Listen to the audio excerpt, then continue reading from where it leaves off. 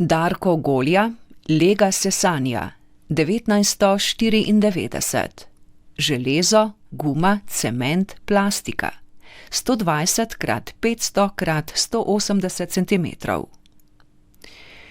Umetniški objekt, ki po dolžini meri 5 metrov, je postavljen neposredno na tla.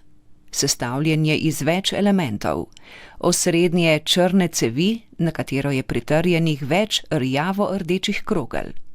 Spominja na nekakšno instalacijo ali napravo, ki iz osrednje osi nekaj dovaja v okrogle objekte, ki so nanjo pritrjeni. Osrednja os instalacije je 5 metrov dolga črna cev. Ta je v notranjosti sicer kovinska, vendar je odeta v umetno maso. Nanjo so preko ožjih in krajših črnih upogljivih cevi pritrjena okrogla telesa v premeru približno 1 metra. Na eni strani cevi je v enakomernih presledkih razporejenih 6 krogel.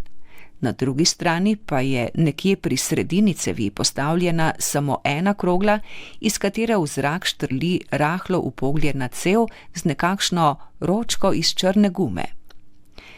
Zdi se, kot da bi ob njej lahko stala oseba in z njo upravljala objekt. Krogle so umazano rjavo-rdeče barve in oblikovane iz umetne mase. Njihova površina je na nekaterih delih razpokana, zlasti v delih, kjer so pritrjene na osrednjo os.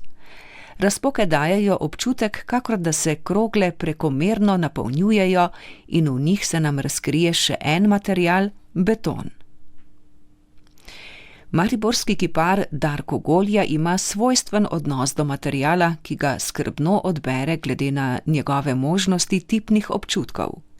Najrazličnejši material oblikuje, sestavlja in ga osmisli v visoko humanem sporočilu. Izraža se tako v mali plastiki kot v velikih javnih spomenikih.